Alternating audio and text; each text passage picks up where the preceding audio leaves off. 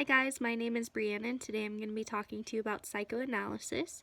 So a lot of times when I tell people that I'm majoring in psychology, this is what they picture. They think of me like asking my patient to lay down on a couch and tell me what they're thinking and feeling. And while this is a huge part of psychological history, most people don't realize that the psychoanalytic theory is not widely accepted and has many flaws. So, psychoanalysis is the set of ideas and therapies surrounding Sigmund Freud's psychoanalytic theory. The theory posits that unconscious memories and experiences are the cause of mental unwellness, and releasing these different repressed memories is the first step in treating these ailments. So, some popular forms of treatment include free association, which is when an individual is asked to talk freely to a professional therapist who can watch for signs or clues about the unconscious memory. This could be just asking someone to tell the therapist what they're thinking and allowing the patient to guide the exercise without much input or leading by the therapist. So basically, the patient would be able to talk and talk and talk, and the therapist would look out for different signs or clues about the unconscious memory. Or the therapist might give the patient a word and ask for associations from the word. So, for example, a therapist might say flower, and the patient would have to tell the therapist what first popped into their head when the word was spoken. Another form of therapy is dream interpretation.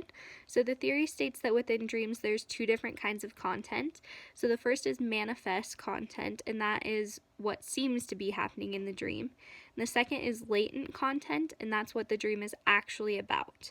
So Freud believed that only trained psychoanalysts could actually interpret dreams to find out the latent meaning. However, both of these types of therapy are very time-consuming, expensive, and require lots of hours worth of sessions between a patient and their therapist. So it doesn't even work for every patient or every disorder, and it can create an unhealthy dependence on the therapist by the patient, because if the patient is using the therapist to just talk through all of their feelings and to talk all the time, and they're creating this really close bond, if there was ever a situation where the therapist moved or the therapist could no longer see that person because they had become too close and the therapist just felt like they couldn't treat them properly, that patient might really struggle with the loss of that bond they had created between the therapists. So just spending that much time can create kind of an unhealthy dependence. And then, while it has been really influential in helping psychologists today understand resistance, transference, defensiveness, and projection, it's not often used today, and it's transferring more towards the field of neuropsychoanalysis, which is the study of different brain functions within a psychoanalytic lens.